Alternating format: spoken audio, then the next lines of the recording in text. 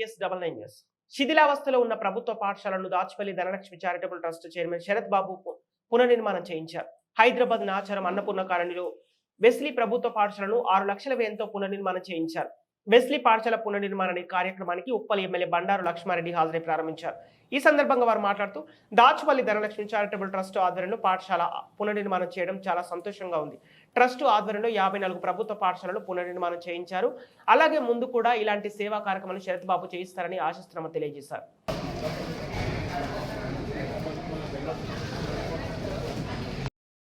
బండారు లక్ష్మారెడ్డి గారు చప్పట్లు కొట్టాలి.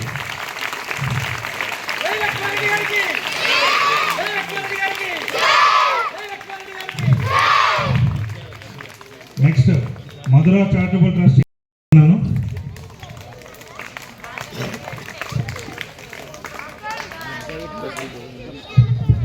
అందరికీ నమస్కారం. మరి చాలా సంతోషం గారికి అట్లానే పెద్దలందరికీ DDL charitable trust members and friends అందరికీ ధన్యవాదములు.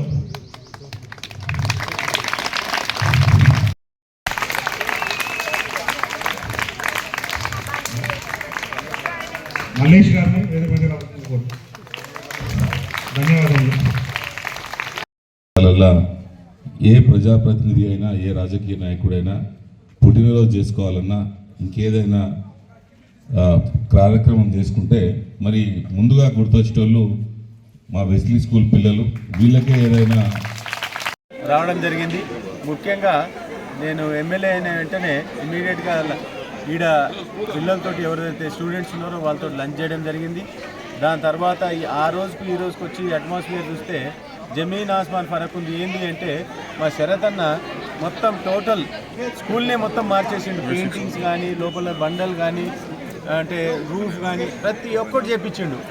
అంటే ఇది ఒక ఎగ్జాంపుల్ మాకు ఉప్పల్ కాన్స్టిట్యున్సీలో ఈ ఒక్క స్కూల్ చేసింది. కాబట్టి ఇట్లనే ప్రతి స్కూల్ కూడా అంటే దాతలను కానీ నేను కానీ లేకపోతే ఇప్పుడు శరత్ అన్న అని కానీ మేమందరం కూడా మాట్లాడి ముంగట ఇంకా ఈ స్కూల్ లాగా అన్నీ చేపించాలని చెప్పి కోరుకుంటున్నాను. ఈరోజు మా ఆహ్వానాన్ని మన్నించి వచ్చిన రాయల్ లక్ష్మారెడ్డి గారికి, బండారు లక్ష్మారెడ్డి గారికి చాలా థ్యాంక్ యూ వెరీ మచ్ అండి. ఈ స్కూల్ కొంచెం రెనోవేషన్ చేయించమని చెప్పని మా కాలనీ వాళ్ళు వచ్చి శేఖర్ వాళ్ళు వచ్చి అడగడం జరిగింది. కొంచెం అంత బాధ అనిపించింది. ఆ స్కూల్ పరిస్థితి చూసి చాలా ఘోరంగా ఉంది.